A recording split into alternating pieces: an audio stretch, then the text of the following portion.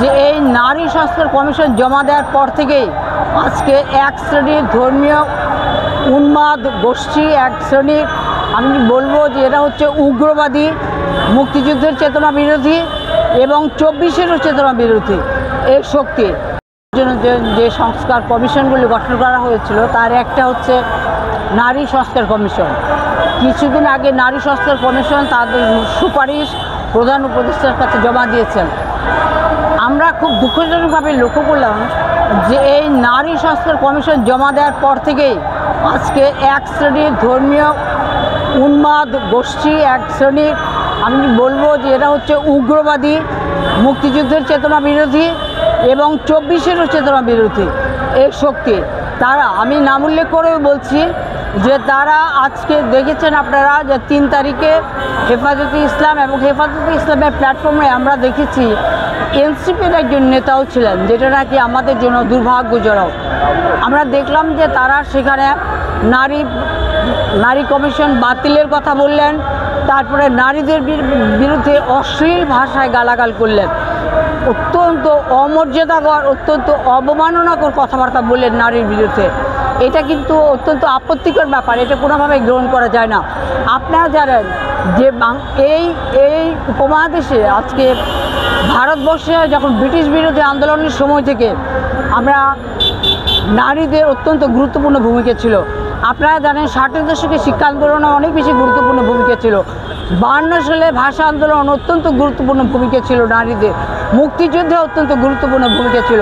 80-এর দশকে আমরা যখন সামরিক শাসন বিরোধী আন্দোলন করি সেই সময়ও কিন্তু নারীদের অত্যন্ত গুরুত্বপূর্ণ ভূমিকা ছিল।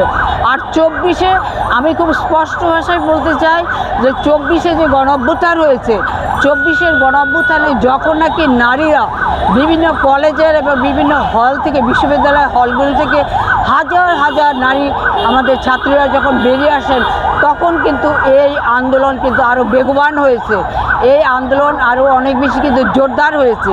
সেই জন্য আজকে সেই নারীদেরকে 24-এর গণঅভ্যুত্থানের মাত্র আজকে 24-এর গণঅভ্যুত্থানের কিছুদিন পর থেকেই যদিও আমরা দেখছি যে নারীদেরকে সামাজিকভাবে বিভিন্ন জায়গায় তাদেরকে হেনস্থা করা হচ্ছে, তাদের পোশাক নিয়ে, তাদের বিভিন্ন ধরনের চলাচল নিয়ে, এগুলো নিয়ে তাদেরকে কিন্তু অপমান করা হচ্ছে। কিন্তু দুর্ভাগ্যজনকভাবে একটা বিষয়, আজ পর্যন্ত আমরা দেখছি না যে সরকার এই ব্যাপারে কোনো রকম ব্যবস্থা নিতে। এবং আর সর্বশেষ আপনি যে নারী সংস্কার কমিশনের কথা যেটা বললাম, নারী সংস্কার কমিশন যখন তাদের সুপারিশ উত্থাপন করলেন, সরকার প্রধান প্রধান উপদেষ্টা তো সেটা গ্রহণ করেছেন এবং এটার পক্ষে তিনি কথা বলেছেন। এমন হতেই পারে যে এই সংস্কার কমিশনের সুপারিশের ব্যাপারে কোনো বিষয়ে কারো একমত আছে, কোনো বিষয়ে কারো দ্বিমত আছে। যদিও ওনাদের দ্বিমত থেকে থাকে সেটা উনি রাজনৈতিক ভাষায়, শালীন ভাষায় আজকে সেটা রাজনৈতিকভাবে তিনি উত্থাপন করবেন এবং সেটার জন্য তিনি আন্দোলন করবেন।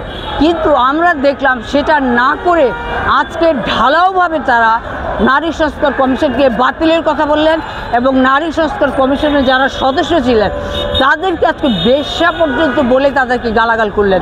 শুধুমাত্র নারী সংস্কার কমিশনের সদস্য না, আমরা মনে করি যে বেশ্যা বলা হয়েছে বাংলাদেশের সমস্ত নারীদেরকে কিন্তু আসলে এই নামে গালাগাল করা হয়েছে।